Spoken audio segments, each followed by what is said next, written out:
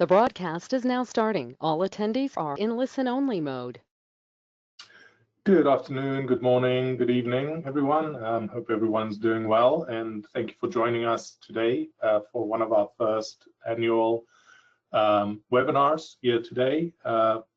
Presenting with me today is obviously myself. I'm Cornelius Hattingh. I'm the Director of Revenue Integrity, Accreditation and Compliance here at ARC.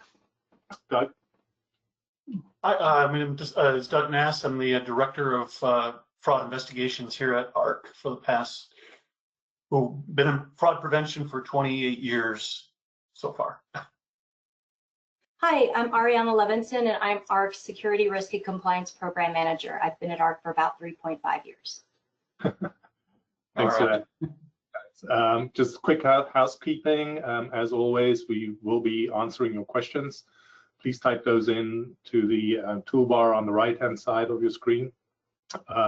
Just drop it in there. We'll answer those as they come in, or depending on the volume, we'll probably keep it until the end of the webinar as well. We definitely accommodated for enough time for this session to do a lot of Q&A as needed. So please engage with us. We are here to provide you with insights, provide you with information, and help you as best we can. So feel free to field those questions. The webinar is being recorded for you to share with colleagues at a later stage and as need be. So no need for screenshots or frantic notes. It's all going to be available to you shortly after the session. So it'll be pushed out. And so we try and make it as easy and convenient for everybody to obtain the necessary knowledge to secure and protect their environment. So today is going to be one of those areas of focus. So again, welcome. As I mentioned, this is one of our first webinars of the year. We're taking a slightly different format to what we've done historically, and we'll be bringing about a webinar recorder through to our members, but also do a consolidated session around September, as we always do, but it's not going to be as heavy as it has been in the past. So we're spreading this out throughout the year. And hopefully this new format supports you as well. And so without further delay, I will as I did already, introduce myself, but we'll move on into the discussion here and just having a quick look at what we're dealing with this year in fraud. So if I can get this to move, there we go. So we've asked the question, so what's new? Not much. nothing really changed, right? So here we are. Doug, you wanna add something? Yeah. So all the fraud schemes that disappeared with COVID in 2020. They're all back with a vengeance here in 2023. They really started to creep back by mid-2021, gained ground in 2022, but they're all back now. And it's just keeping everyone busy. So all the people the pent-up demand for travel, there are fraudsters out there that are willing to supply it to people who are looking for those cheap fares. Yeah. And so, yeah, just to that, it's nothing's really changed. Everything that you see here on the screen is still pretty much out there in active fraud scenarios that we're dealing with on a daily basis. The only key thing that's really changed is the volume, and the volume shift has moved into a phishing environment. So our focus here today is really going to be around how to deal with phishing, how to identify phishing emails, how to protect yourself, etc. Because that's really where we've seen the largest spike in volume over the last year, 18 months, especially when we look at what's happening in the travel industry. So definitely everything is the same. The volume has shifted.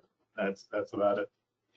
So we're going to look a little bit here as to what people are saying. What other consulting firms saying about cyber crime and cyber attacks, right? So we can see here, and we've said this before, everybody's changed the way they operate. Especially during COVID, there needed to be a shift on how you do business. And a lot of businesses have gone online definitely e-commerce has taken off significantly. It just keeps growing. It's a very convenient platform to be in, and it just keeps getting bigger and bigger. People are working from home remotely. You know, the security that you used to have within an office environment where you're sitting on your own server or you're at your own dedicated networks, etc. That's no longer the case. Everybody is sort of in a free state, and you know, the attacks are just a little bit more, you know, easier to perform, and you know, the social engineering aspects of this type of fraud, especially around phishing and cyber attacks, is growing. And you can look at the numbers here. I mean, cyber attacks, you know, there's a cost, out-of-pocket cost at the end of the day to small and mid-sized businesses. You know, it's on average is about $2.2 million.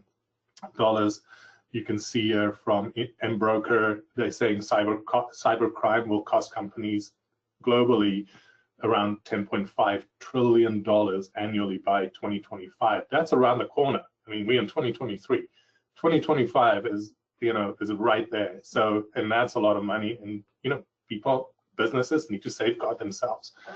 And then you can see here, according to Accenture's cost of cybercrime study, 43% of cyber attacks are aimed at small businesses, and that's a majority of the travel agency community that's part of ARC. You know, so but only 14% of that group is actually willing to do something about it. Is actually willing to go and invest in the necessary softwares, the necessary antivirus, fraud prevention tools, etc., to protect themselves from cybercrime.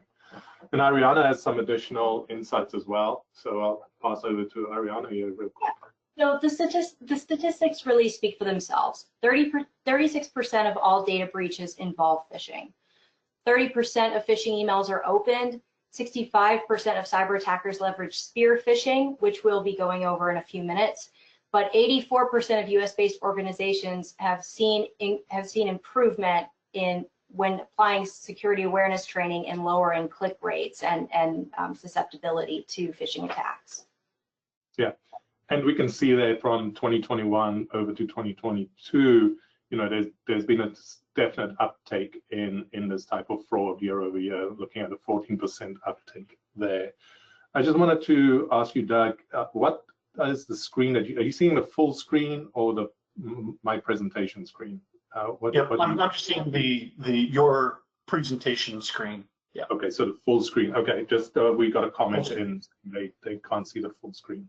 So hopefully, if you can make some adjustments on your side, whoever wrote in that concern, hopefully you can fix it on your end. Seems to be displaying okay. All right, so you know, building on what's being said, you know, just sort of you know, in all businesses and in general around cybercrime. So what do we see here at ARC, right? So you can see here in our data, you know, there's definitely been a significant spike in identified transactions. I'm saying this on this section, the top left chart is we're looking at confirmed transactions. These aren't the only transactions we look at. The transactions that are actually coming into our risk review models are in the millions, right? So you can imagine how many transactions run through the GDSs on a daily basis. That same volume comes through to us in our systems, and our rules filter out what we know based on what we input and create as our rules, and spits out this. Again, this is just the tip of the iceberg of what we're dealing with, and these are confirmed, known fraudulent transactions. So by saying, oh, it's only 5,790 transactions that are fraudulent, well, yeah, it doesn't sound significant, but it is, because now translate that into dollars, right? So most of the fraud that's coming in is international travel. So if you just do some simple math and you just throw a number out there saying average international fare $1,000, you know, that is a $6 million problem right there. You know, $6 million for a small to mid-sized business. You know, yes, it's extrapolated across multiple agencies, but that's a significant number. You speaking to agencies affected, having to deal with $60,000, $70,000, $80,000, $90,000+ of fraud on their own. So what do we do with this data, right? Okay, so identify the problem. Now what do we do? So we do send out fraud alerts. So, and these fraud alerts are time sensitive. So you can see here, top right chart, those are the fraud alerts we've sent out in 2021 up until year to date 2023. You can see in 2022, we've sent out over 1,500 fraud alerts to almost the same amount of travel agencies. Now, that's a lot of work, right? So, and that's a lot of communication that needs to take place there. But no one, sometimes people don't respond or react to that alert. So, it makes it even harder to then have a successful impact or savings, as we call it, for an agency. And you can look here in the bottom chart, we look at and we say here, and I clearly put out in capital letters, agents who have acted on the alert were successful in saving themselves over $500,000. That's not individually, that's the group of agencies who responded to these alerts combined have saved themselves around $500,000. Yeah, and I want to add to that, Cornelius, just when we get into where we'll be talking about unauthorized ticketing, just that one specific type, not credit card fraud. Just this past weekend, so Friday, Saturday, Sunday, we had 5 unauthorized ticketing incidents. 230 tickets were issued for a face value of $357,000. Just 4 days ago, 4, 5, 6 days ago. So that's how quickly this can escalate into really disastrous financial zone for an agency. So these are big numbers that we're going to be talking about. And we're going to get into it a little bit more as to what to do, how to protect yourself, how to safeguard, etc. But when you get something from ARC, we really ask that you take it seriously. We ask that you respond to it, and be as quick in your response as possible, because the quicker you respond, the quicker you can solve it. You can void, you can engage the airline, you can figure it out, and you can reduce your financial liability considerably. I mean, we just look at this, the prime example is if you respond and you react, working with ARC and the airlines and everybody else down in this value chain, you will have a successful resolution potentially if you respond, and you respond in a timely manner. So so quick overview of what we see, what we try and do as best we can to assist and protect the agencies and safeguard the environment as best we can. One last thing I just want to add to this is ARC sits 3 steps down, right? Point of sale is the agency. The transaction flows from the agency to the GDS. Only once the GDS confirms that sale is in, it comes to us. That's when we start looking and matching that data against the rules we have. So back to where this is going and what we're going to talk about, safeguarding yourself is essential. Knowing what to do at the front end, at that point of sale, is essential. We can't protect you at the point of sale. And that's not what we do. We're here to alert you. We're here to provide you advice. We're here to provide you with guidance and create awareness of the issue. Ultimate responsibility lies with the business, and the business needs to protect itself against these attacks. In today's session, we're going to talk about how to do that. All right, Ariana.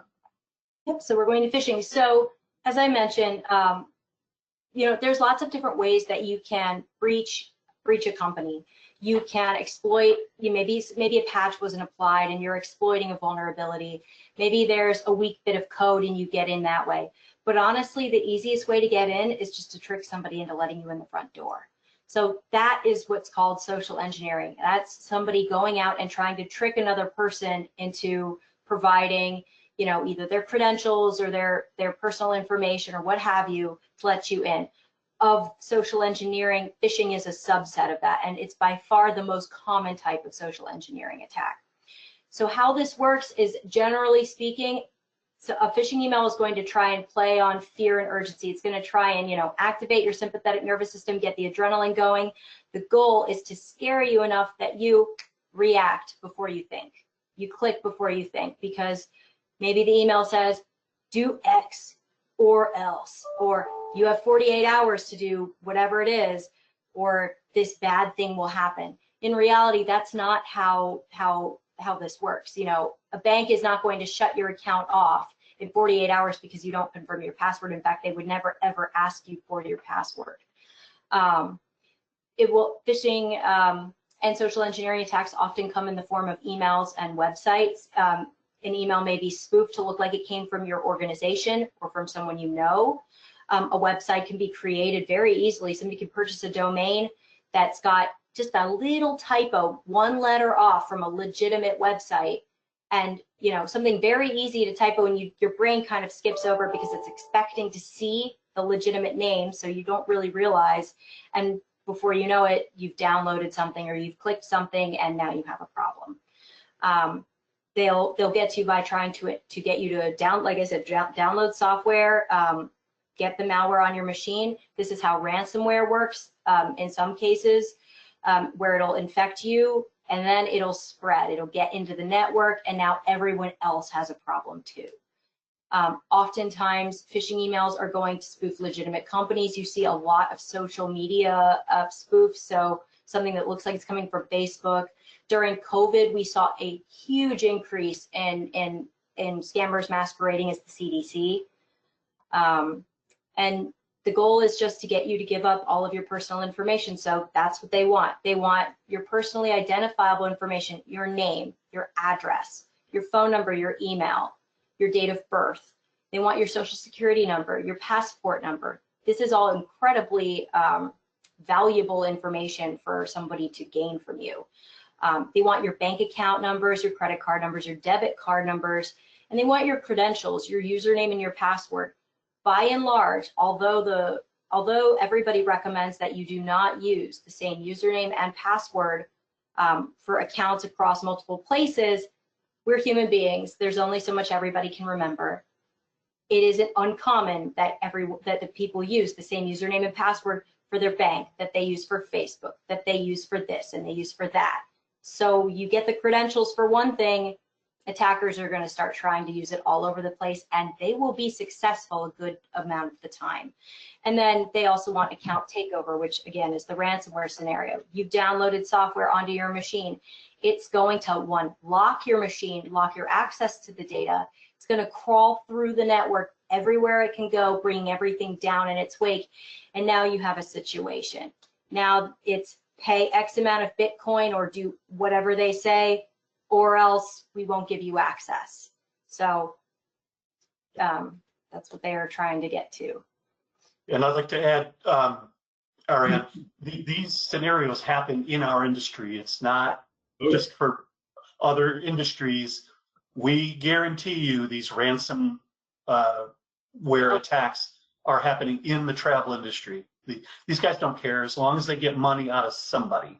Yeah, there's no empathy, there's no good anything here. These are bad people that are doing bad things, and they will do it any way they can, and they absolutely target the travel industry. And they're looking for the path of least resistance, right? So unfortunately, our industry is one of those targets because there's not a lot of security on the platforms or the businesses, the users. They don't have the necessary security in place. Hence, it's an easy, low-hanging fruit target, and it is there's very little resistance. The harder you make it for someone to get into your system, the more likely it is that they're going to leave you alone, because they don't want to spend their time trying to break into a system that isn't going to be easy. So the harder you make it, the better off you'll be. Right, so let's take a few questions here, Doug. I see there's one. Okay, so I think this goes back to the comment you make about the weekend. Is how were they able to generate those tickets over the weekend? What was the situation?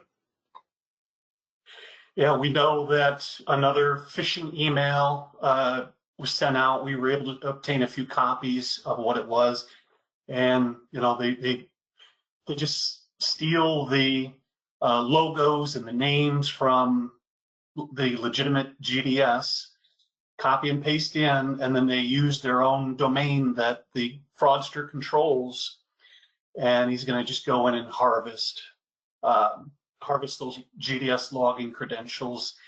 And unfortunately, he'll wait till late in the evening, overnight, and that's when they're going to remotely access the GDS and start issuing tickets for immediate departures. Overwhelmingly, it's happening out of northern, northwestern Africa.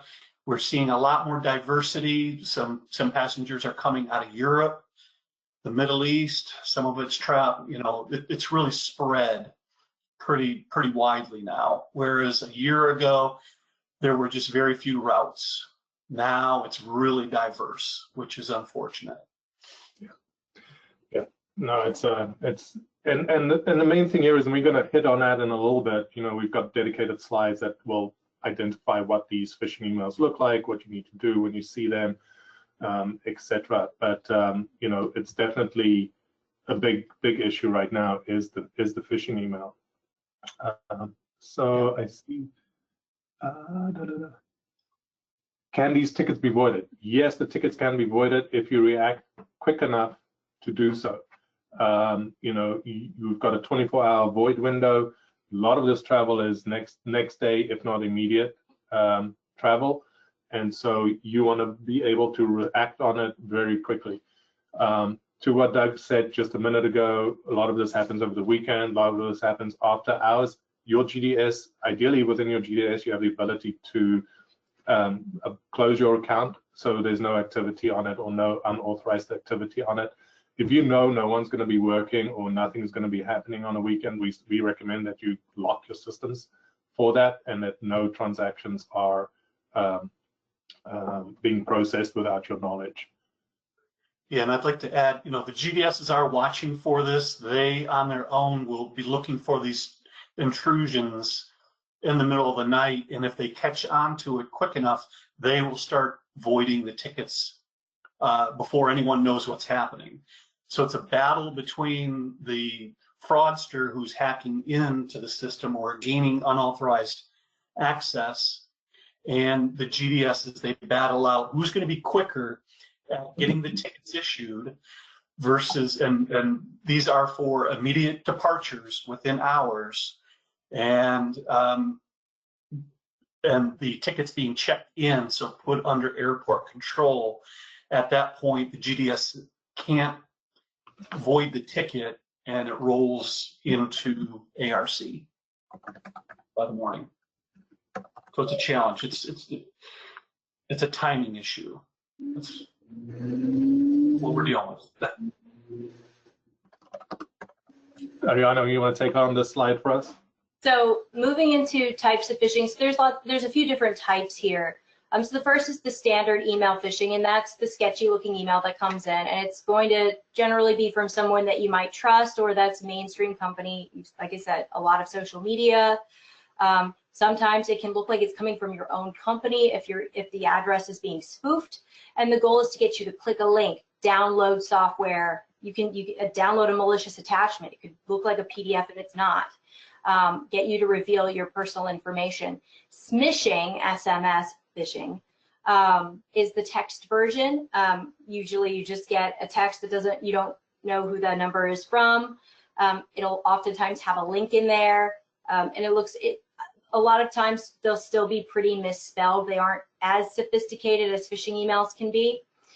Phishing, this one it's the phone version, but you see this a lot in scams targeted towards the elderly. A good example, about 6 months ago, my grandma got a call saying, hey, your grandchild is in jail. You need to pay bail. And she went, Ariana? And the scammer was like, sure, yeah, her. She's in jail. thankfully, I got then a direct phone call from my grandmother going, "Are you in jail?" No, I'm sure not in jail. Please don't do anything, don't give any further information. But this does happen quite often, and they're successful a good amount of the time. It's still playing off of fear and trying to get people to give up their financial information. Just something to note for smishing and vishing especially. I know that there are YouTube videos, other videos, they're funny, of somebody like recognizing, yeah, this is a scam, and trying to play with the scammer, start texting back and forth or talking on the phone, get them worked up, all of that. Don't do that. I know that it's funny, but when you do that, you're confirming that the number is live, that there is a person on the other end of it. So even if you block that number once you're done messing around with them, that you're going to get spread far and wide. You're going to get way more attacks headed towards you. There's no reason to do that. Just block the number, delete the message, move on. Spear phishing is a type of phishing that's supposed to purportedly come from somebody highly trusted. So this is something like where during COVID, a lot of emails came through trying to mimic the CDC.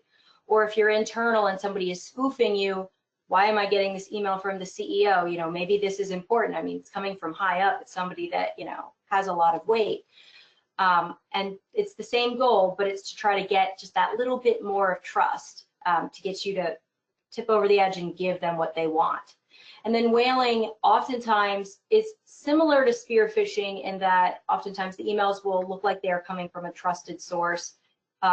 They're usually aimed at a higher management or CXO level type person. You see this with CFOs that receive emails going, we need to wire X amount of money immediately, or something bad will happen. So it's usually trying to get somebody higher up in an organization to click. Perfect. So we've been teasing this a little bit already. We're going to go on to seeing, what you should do, what you should be looking out for when you do, think you've got a phishing email in your inbox. Ariana. Yes. So there's a few things that can be giveaways for phishing emails. The first is this is an example email. Were you even expecting it? One, do you have an account with Navy Federal?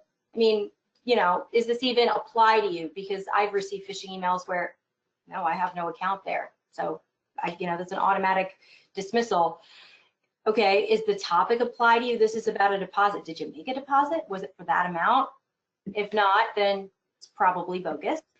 The next one is, does the sender look correct? So, okay, fine, maybe I do have a Navy Federal account. Well, if I do, then I've received legitimate communications from Navy Federal before. Is the legitimate communication, is that email look the same as the one that I just got? Are they different? If they're different, that's another thing that you should go, maybe not, and get rid of it. And then hover over the link. The link should direct to something that's like Navy Federal dot something something. This link is redirecting to Old MacDonald Had Fish Farm. So obviously bogus. Now in real life, no link is going to just redirect to something that says this is a scam.com.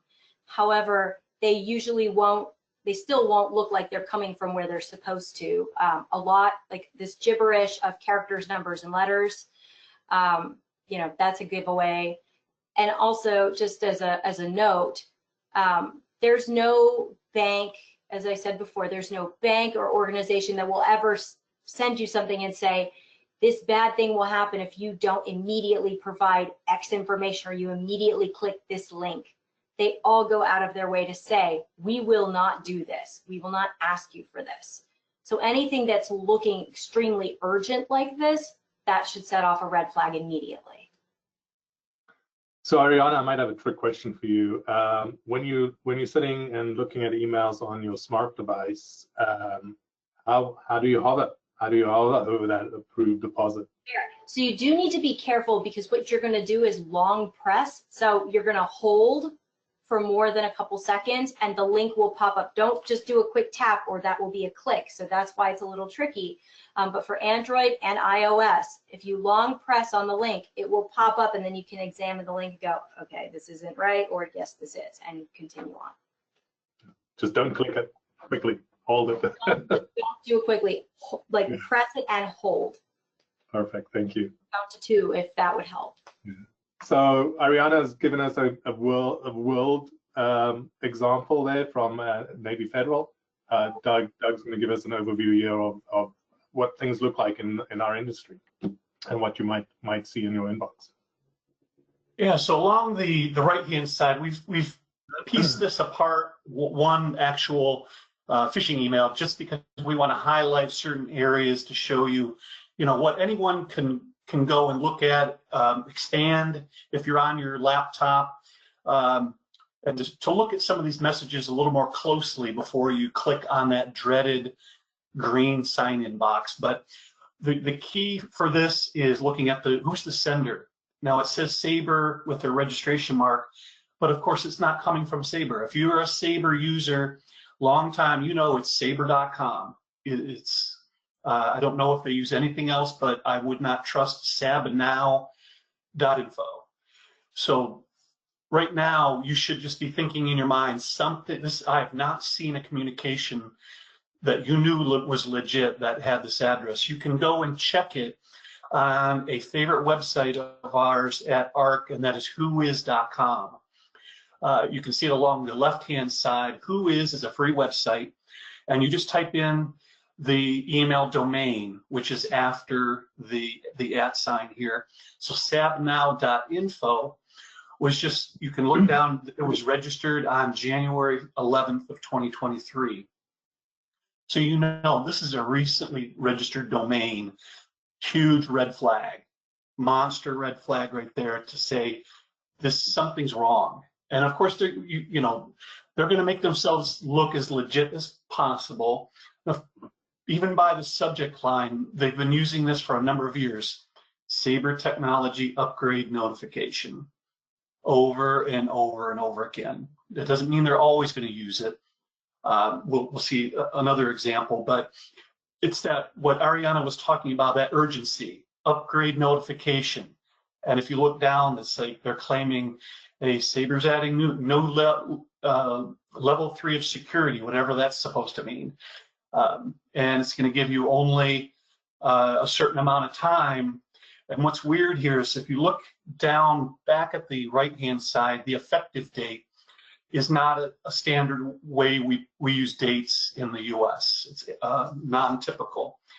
But January 12 or January 25 of 2022, and this came out allegedly in mid-February 2023. So those things you should notice those. And once again, as we were talking about, hovering over the embedded link and seeing what the web address it's supposed to take you to. If it isn't exactly Sabre Now, not sabre1.com, Sabre, SABER, like the sword.com, it has to be specifically SABRE.com. Or otherwise, you do not know who controls that domain, but you can get an idea through whois.com. We've been using that for a very long time. And there's going to very properly, go ahead. Yeah, no, sorry. I just want to say as well, because the audience might be thinking, like, oh, wow, that's so technical, or that's so many steps I need to take just to verify this one email for fraud. You don't need to do all of that. Well, you do, but at first glance, you don't have to go so deep. You can just look at this email and look for spelling errors. There's a lot of spelling errors here. There's a lot of things that don't match up. You've got lowercase, uppercase. You've got, May is misspelled here in the middle. There's many other things that's going to give it away beyond everything else that Doug's been referring to here as well. So if you're thinking, well, that's just too much, think about the money you might be potentially losing as well. But there's another way to look at it as well, right? So look for spelling errors, look for grammatical errors, look for date formatting, etc. Yeah, and we've also, if you do unfortunately click on the link, we know that sometimes they will drop a malware on your system. So even if you catch yourself and you're like, oh, Lord, I clicked on the link, make sure that you do not enter your real Sabre login credentials. Put in Daffy Duck and username Daffy Duck and some crazy password. If it accepts it, now you really know that it's not legit. So if you catch yourself like going a little too deep, try inputting bogus, fake. Well, I would even say don't go and log in, right? Just unplug your system, power it down, get off the Wi-Fi, get off your LAN network, whatever you need to do, just get out of the web environment that you're in, and get your laptop to an IT specialist or your IT team and let them look into it. Yes, if you see that something has come up and something is looking wrong, disconnect, cut the internet, reach out to your IT department by a different method, call them with your phone. But as soon as you see that something's on there, don't verify, even putting anything in there, just pull the plug. Yeah, I'm just trying to give people options of deep down, but and then along the bottom, look at the footers. Once again, we've got poor English, we've got misspellings. They give a street address in San Jose, California, which is not Sabre, it's PayPal. So those are things that you can look at and just say this is a pile of junk. Something's very, very wrong here. Okay. Next screen. Yeah. So again, we looked at those two examples, Navy Federal, Sabre, but it's not just in the industry, it's not just Sabre who's sending these phishing emails. You can see IATA is being is being used as well as a vehicle to disguise this phishing email. Again, there's another Sabre examples, identifying the spelling issue there, but it's not isolated to a single company or an industry.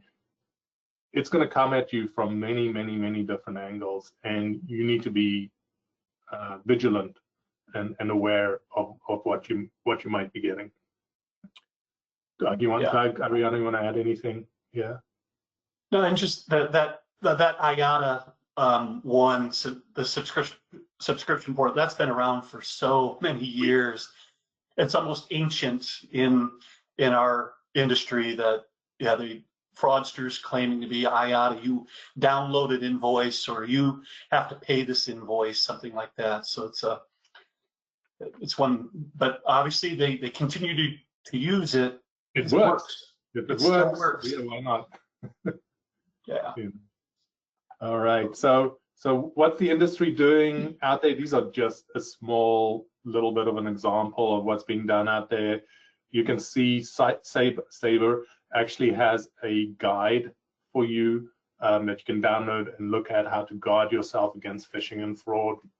If you're a Sabre subscriber, I would recommend you go and get that and review it and put in the best practices that they recommend there.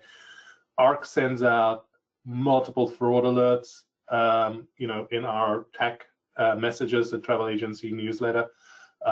It goes out. I think we've been sending these since 2021, if not earlier, and we've been sending them on a regular cadence out to the agency group, and creating awareness. It tells you what to do, what to look for as well. So a lot of knowledge being shared there. Again, we're redirecting you to our website, where we've had historically webinars and other tools and resources to help you through protecting yourself against fraud, etc. Historically and very recently, we also put a banner on your IAR homepage.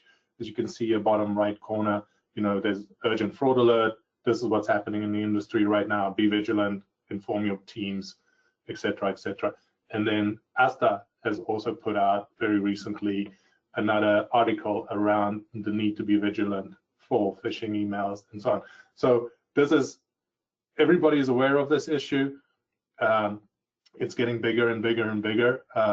And it's time that we take some responsibility and safeguard our businesses and our access points against this. I mean, Ariana is here today because she does this for us at ARC, and she catches us out all the time with her tests on phishing.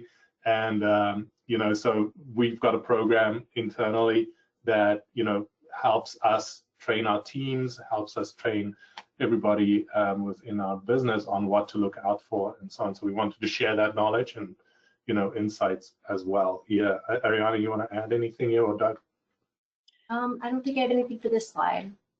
All right. Yeah, going back to the IAR homepage, we put in there specifically, be sure you push this out to all your teams. This issue is not a manager, owner, supervisor issue. This is down to every frontline user, anyone who has a GDS access. And think about not only internally, but the people you have, contractors, home-based agents who can access your systems.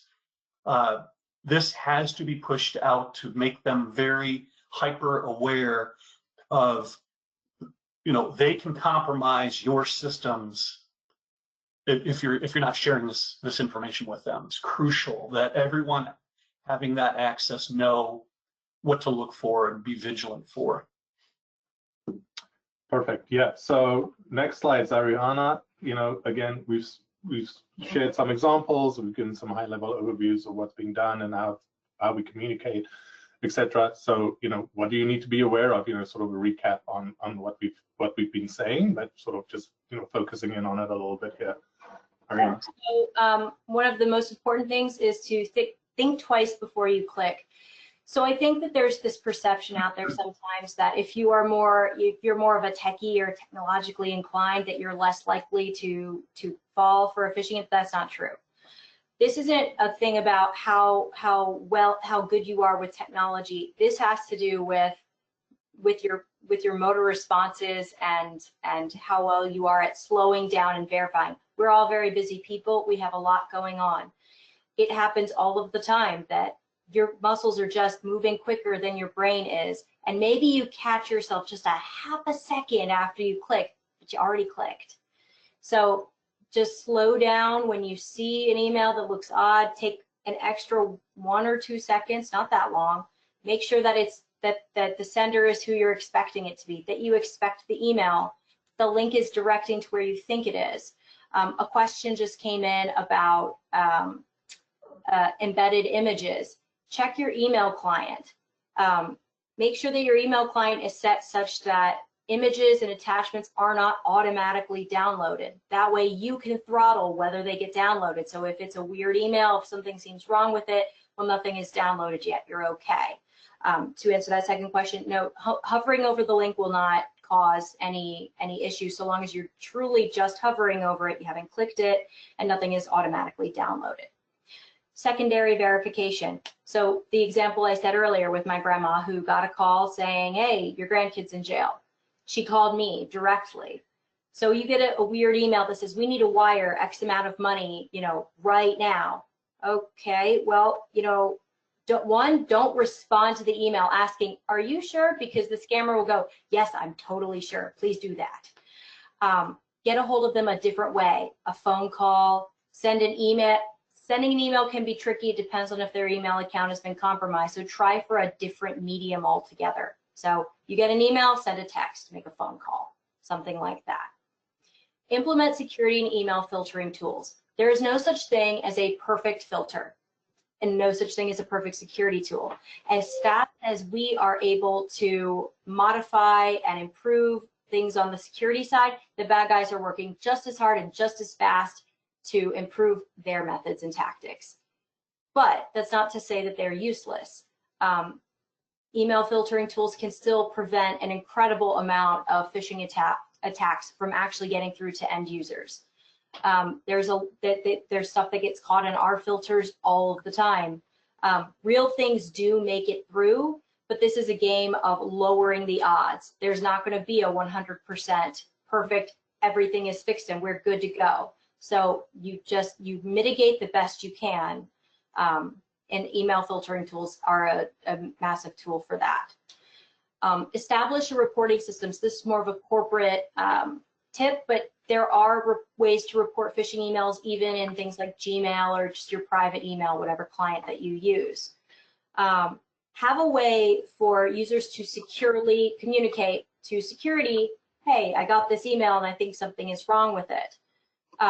It's really important to note that you should never, ever, ever, ever, I'll emphasize it again, ever forward on a phishing or suspicious email. When you do that, even if you're forwarding it to security, all you're doing is spreading the poison. Now that link is in more inboxes. It's more places. It's increasing the chances that somebody will actually click it accidentally or on purpose. So a lot of places have implemented, Microsoft has versions of this, almost every client does, a report phishing button. You click the button on an email that looks suspicious, it gets sent to security, there's no forwarding, it goes to a secure inbox, it's a secure environment that it can be examined without causing any harm. This also allows companies to do trending and see if there's current attacks going on. You know, if half of the finance department starts reporting in the same phishing email with that button, we can look and go, maybe there's a targeted attack going on. And then there's something that we might be able to do about that. So the goal here is if you see something, say something, but there needs to be a mechanism by which people can say something in a secure way. Email warning banners, also a corporate tip. This is becoming more and more common. It's something that we do as well, is that, you know, at the top of every email that comes from an external source, even if it's a legitimate external source, it's just a red banner that says, warning, this is an external email, be careful what you click, make sure that this is legitimate. All it's supposed to do is give you just that extra tool to let your brain go, wait, stop, hold on, let me just make sure everything is okay. You know, emails can be spoofed. So I can receive an email that looks like it came from my manager and it looks like that's my manager's email. But if that external banner is on there, Outlook knows that it's not him, even if it looks like him. So it's just meant to act as a stop sign, just to give you another second to check things out, make sure it's legitimate. If it's not, then maybe it's time to think about reporting it. And then training. There's lots and lots of training out there. It's free, high quality training. We have a list of resources at the end of this presentation that a lot of them offer that as well. But lots of different kinds of training. There are videos online at YouTube and other sources for phishing training. There's actual formal security awareness training programs with phishing topics on them. Lunch and learns, webinars like this one, phishing tests. So as a phishing test, so you know there are platforms out there, there are products now that you can run phishing tests, as Cornelius mentioned earlier, against your company, and the goal there is really two parts. They appear to be phishing emails. They look weird. You can pretend that something's been spoofed, all kinds of things, and the goal is, one, to gauge your level of risk as a company to cyber attacks coming via the vector of email. So, okay, what are the chances that somebody is going to click that link, that somebody is going to input their username and password? Let's run a test and see how many people did do it. And then you can train off of that. And the second is really practice makes perfect. I would so much rather somebody click a phishing email that I sent out as part of a test and then learn for next time and get better at reporting it than have that first click be a real one. So practice makes perfect. The more often that people get used to seeing them, recognizing them, reporting them correctly, the more likely it is that if a real one comes through, they will also report it and identify it correctly. Okay, perfect, thank you. Some additional tips? Yes, so while phishing is a major vector by which you can be compromised, it's not the only vector, it's not. There's lots of other ways that you can end up with a security issue. So one of the biggest things that you can do is keep your antivirus program installed and up to date. Like I said, as fast as security evolves to block attacks, the bad guys are also evolving their attacks.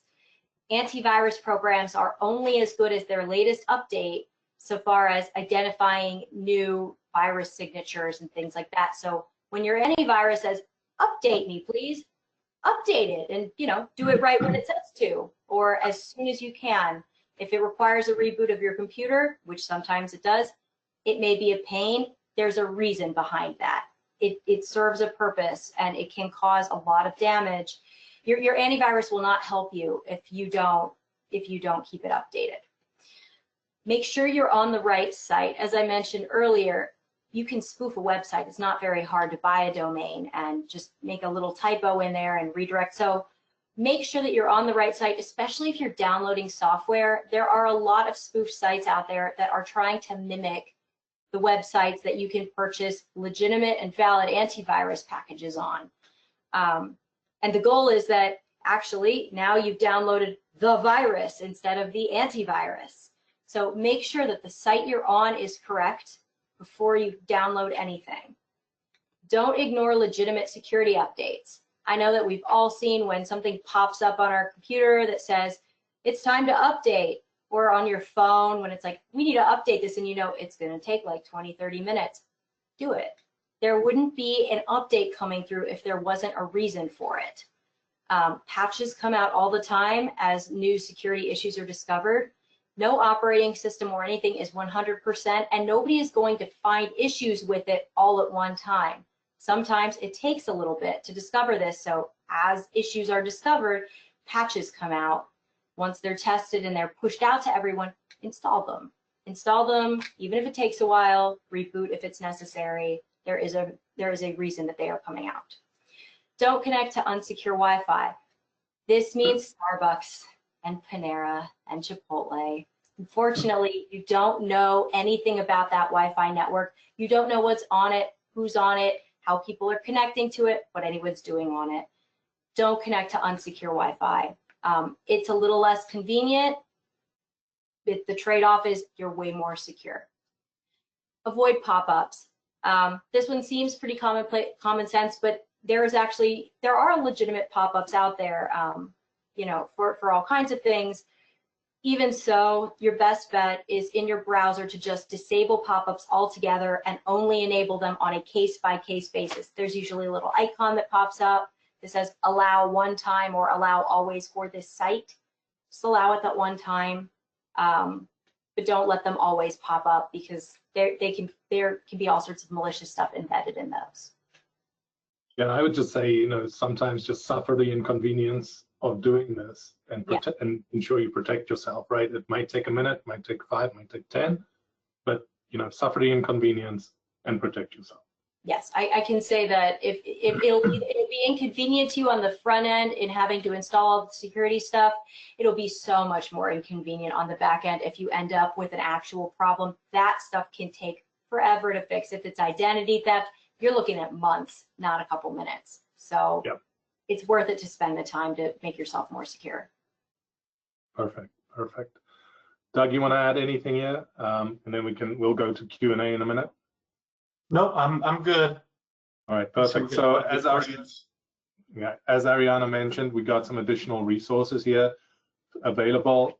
No need to scramble and jotting this down. This webinar is being pushed out. You will get all the slides, etc. But you know, just to reinforce the fact that there are resources out there that can help you. You can either pay for it or you can, you know, do the work and get it for free.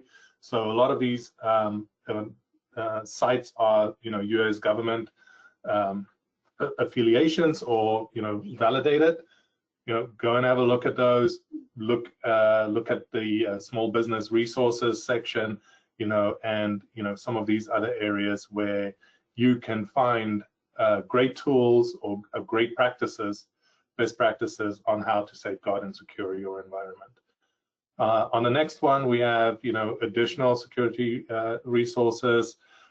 You can see the list there. I'm not necessarily going to read it, but again, great resources, you know, to go and read and review. There's even the Microsoft cybersecurity tips and technology for small businesses. You know, that's going to be very helpful, and so on. So we don't recommend any particular one here, so that's why we created a long list, or a significant list here for you to choose from, and it's up to you to decide which one fits your business best, right? So, and in addition to this, we've got a few options here on how to report fraud, not just only to ARC. If you want to report fraud to us, you're more than welcome. Send it to us at Stop Fraud, and you'll see the email in a minute. stopfraud@arccorp.com. We're happy to take that in and review it and look into it. But you can also report phishing at apwg.org. And if you're Europe-based, there's the European Anti-Fraud Office you can report into. Mexico, Brazil, you've got your econsumer.gov environment to report that in. And then, of course, we've got the IC3 cybercrime network as well, where you can report, any of your any cyber attacks that you might be experiencing. Here's just here's the email I mentioned, stopfraud@arccorp.com. So feel free to email us, and also keep an eye out for our upcoming webinar, which will be around July 12th, 2023. Now let's jump into some Q&A here. Let's see what we've got. Anybody lined any question up by chance? Yeah, I got a question here. How were they able to generate those tickets over the weekend? What was the situation? And it goes back to as simple as a user clicked on the phishing link in that green box, gave in their login credentials, and now a fraudster has remote access to the GDS. They log in as you, the user, and they go and start issuing tickets for people who are typically already at the airport waiting for the ticket to be issued, told, hey, the ticket's in, and then they go and check into the flight, and now the ticket's very short amount of time, the ticket's in airport control. Yeah, and that's so basically, Doug, they've got the ARC number. That's the key identifier for when they go into the GDS. They've got the pseudo city code because they watched you enter it, and they've got your password, right? So boom, they are going into the GDS system. They are what's the word? Identified within the system as you. That's you as the agency, not you as the individual. You as the agency in the system right now, because they've got all the information. You're in the system. The system acknowledges it's you, your agency, and it's going to allow these transactions from going through, because the necessary checks and balances were done and they were accurate, and the person's in the system, and that's it. So it's essential that you at the front end safeguard your environment as best as you can. All right. I saw another one about safe senders and whitelisting. So this is a mixed bag. I will not say that yes, you should, or no, you shouldn't whitelist or safe sender someone. Here's the thing, and this is the risk, is that you're saying, yes, I will let anything from this place, if I'm whitelisting Netflix, so it's coming to mind, come through. You're making a gamble that Netflix themselves won't be compromised. That's the rub, is that if Netflix is compromised, well, now they're whitelisted in your system. And so if they're compromised, malware or something else could come through. This is how a lot of ransomware attacks have happened. This is how Kaseya happened a couple summers ago. Now they just come through because we already allowed them in, and then they were compromised, so now we're compromised. So that's not to say that you can't safe sender someone. It's to say that you should do a risk assessment on it. What other mitigating security controls do you have in place to catch something if something goes wrong? Check in with your third parties on a regular basis. Are their security controls solid? Have you looked at their SOC reports? Their PCI reports, their ISO reports. It's a balancing act. The answer isn't yes, 100% safe sender, everyone you know is legit. The answer isn't no, don't safe sender anybody ever. It's going to be, it's going to be a mix of things. Perfect.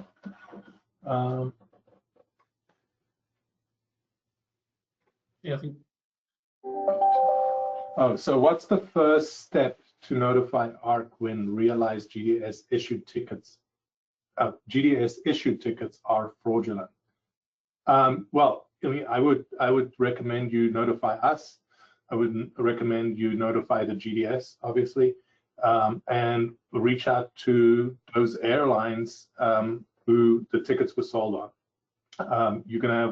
Hopefully you're gonna have a quicker resolve with the airline directly when you can flag this as an issue to them. If you don't have the right contact, you can always ask us. We can hopefully, depending on which airline it is, we should be able to connect you to the right people. But again, time is of the essence, and the sooner you respond or react to that, the better. And the more people, obviously, contained amount of people who might feel the fallout at a later stage, get them on board, get them to help you, have that discussion. In our experience, when we send out our fraud alerts and we've identified downstream that it was an unauthorized ticketing, we actually do send notifications to the airlines and to the GDS and ask for assistance. And there has been scenarios where the airlines did support the agency by providing refund codes and additional support where they can.